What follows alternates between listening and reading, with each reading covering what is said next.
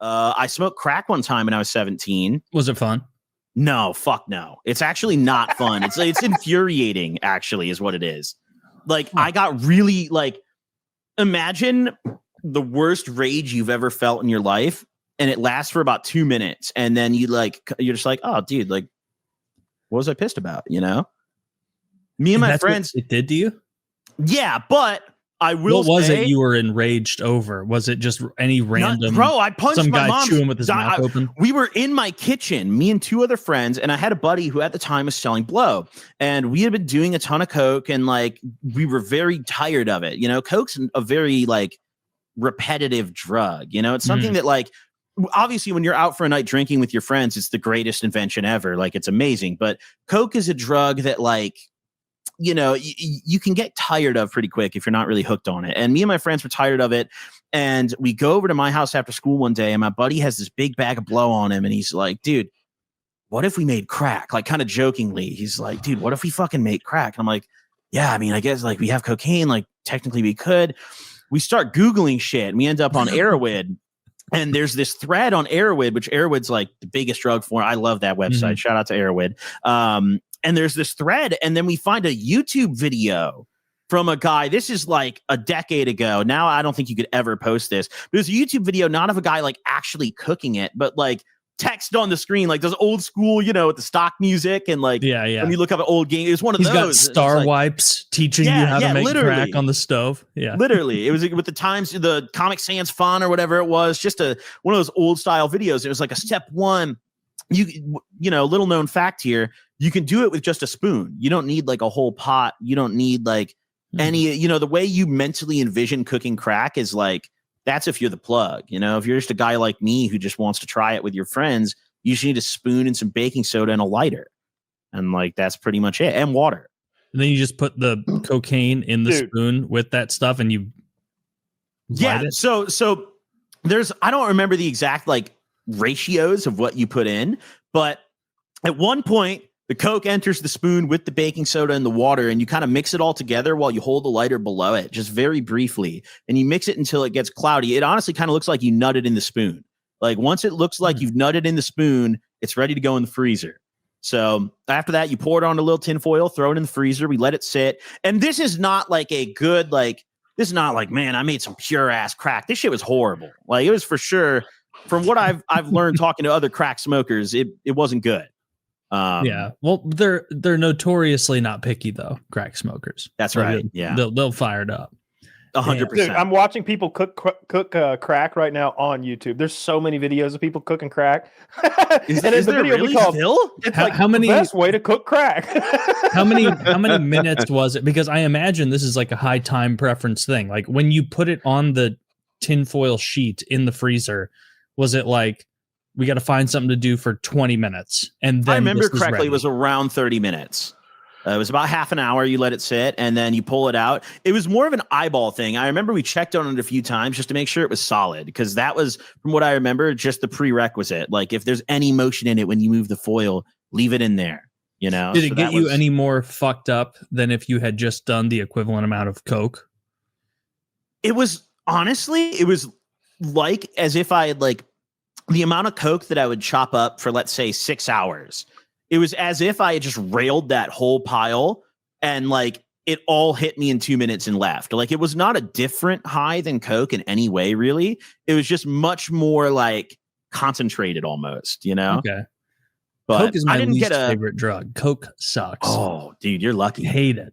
Hate it. Lucky, dude. It's all that post-nasal drip. I just get a little more anxious than my baseline for like 3 minutes. And all your friends are talking about how great it is. And then you have to deal with that next morning Coke thing where like, if you've ever been at a bachelor party or whatever kind of thing where a bunch of people are doing Coke at night, when you wake up the next morning, there's always 2 to 3 people in like a group of 15 that are the actual Cokeheads. And they have like the most revisionist history the next morning of all time where they're like, do you guys remember how all of us were doing tons of Coke? And it's like, no. All of us did a line, and then you guys stayed up until right now doing more cocaine. And then you call the guy and he was in fucking Kansas City, and you told him you'd give him a $300 bonus if he drove it to the Ozarks, and then you stayed up till 3:15 to greet this guy, take the coke, do a little bit, then buy a bit more from him, and then he went home. Like that was a real bachelor party story. It was the next morning they were all just bleary eyed and everything. Like, remember how fucked up we got? And it's like, dude, you guys are still fucked up. Like you're still yacked out. What's the term? I think that works. That term probably works. Yeah. Cocaine sucks. Worst drug. I just like downers. Weed, alcohol, things that mellow you out. You do LSD. LSD. How many times have you tried coke and did you like it?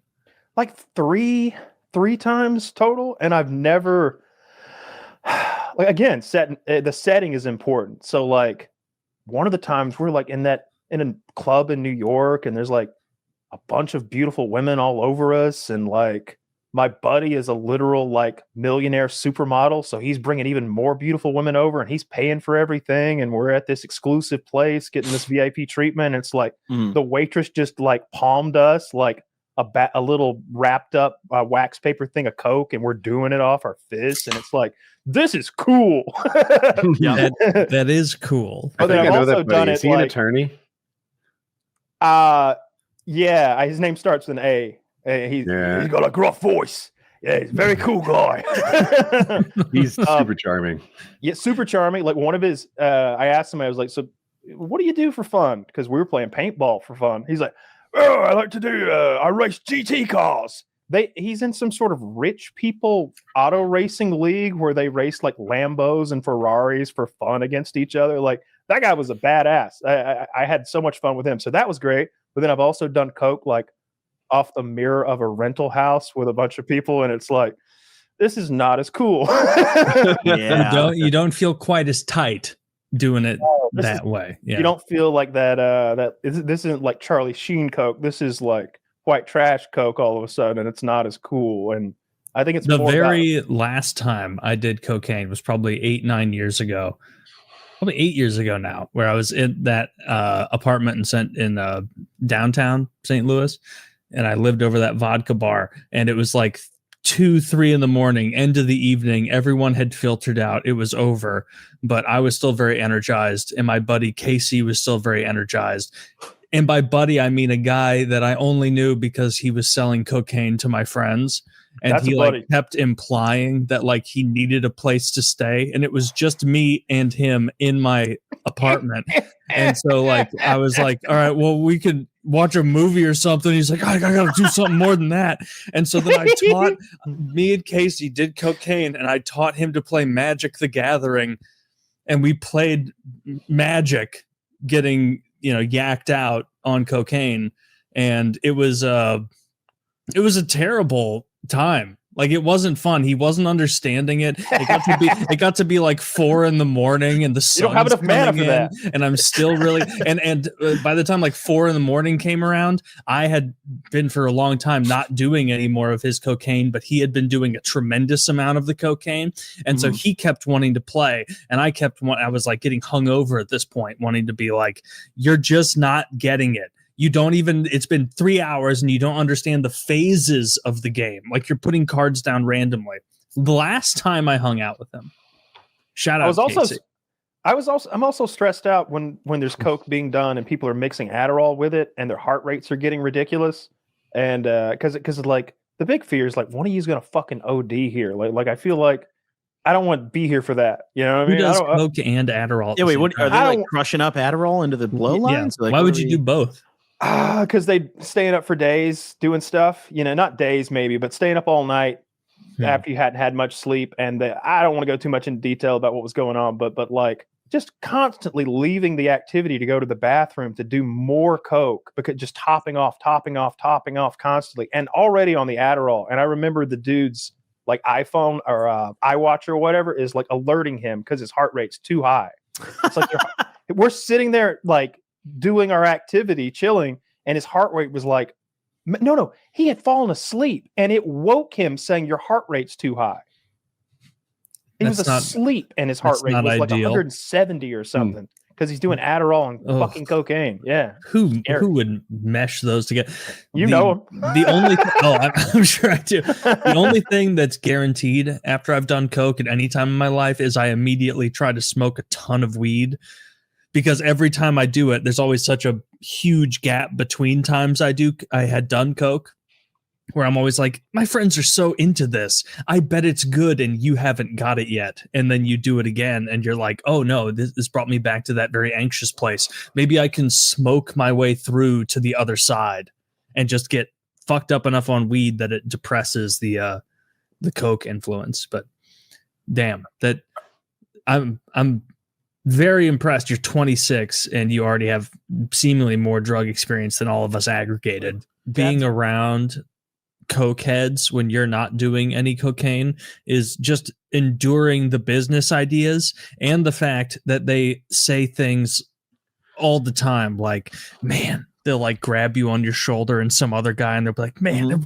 what are the chances that the coolest, best people in the world are here right now at this party? And like they're saying complete hokum, complete nonsense, but they're so overly invested. I hate that. Quite literally, I can't be around drunk people. I'm on my third year of paying LLC fees that are based on the yearly registration fees that are based on an idea that me and my friends had while we were hammered and coked up in Vegas like 3-4 years ago. We're still paying the fees because we're like, one day we're going to do it, guys. Like, we're going to make it happen. And we're not. We're never going to make it happen. Yeah, one day we're going to put pen to paper on this. Before the year ends, we'll night and get drunk again and probably reignite the passion. Be like, boys, I swear we're calling the Chinese factory. Like, this is it. But what is a sign for you as someone who's an expert in this of a person being way too into a drug, whether it's weed or hallucinogens? Like, what do you look for? Because you're all about harm reduction. I mean, I think like it's really when it starts to impact their daily life. Like if someone isn't like doing, like, you know, you got a homie who like he's holding a good job, let's say, or, you know, making some good money. They have a consistent schedule where like they're committed to doing something. Maybe they go to the gym a lot, or like they're just committed to something. If they stop doing that to get high, if they stop doing that in general, it's probably fair to assume it might be because they're starting to get high more on whatever they may be doing. And for me, that happened with me all the time. You know, I mean, that's something that like I experienced. So it's really like, in my opinion, I think drug use, like, dude, drugs are fun. People don't do drugs because they suck. That shit is great, fun. You know, drugs are a great time.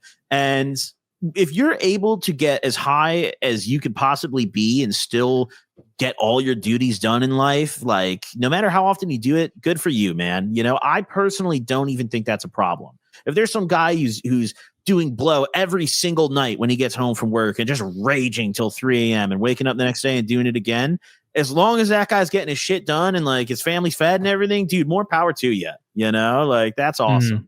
But when that guy stops going to work and you know, cleaning up every day and paying the bills and taking care of what he needs to, like that's when it's like, yo, this is a real problem. Sure. Okay. That checks out. I mean, I think like, you know, I have a ton of friends who are, you know, what I would call functional drug addicts, in the sense that like, dude, these guys rage every single day, you know, maybe not 7 days a week staying up till 4 a.m., but I mean, it's a lifestyle. Like these guys most people are addicted to something. Whether it's caffeine or nicotine or just, I bet there's something that you Sprite do in Zero. your daily life. The internet, video games. Yeah, screens. Like you might. There's plenty of people like, I'm not addicted to anything. Put your phone away. Turn your phone off. Everyone is addicted to something. Yeah. Like if I turned my phone off for 3 hours, I'd be like, God, I wonder what's going on over there.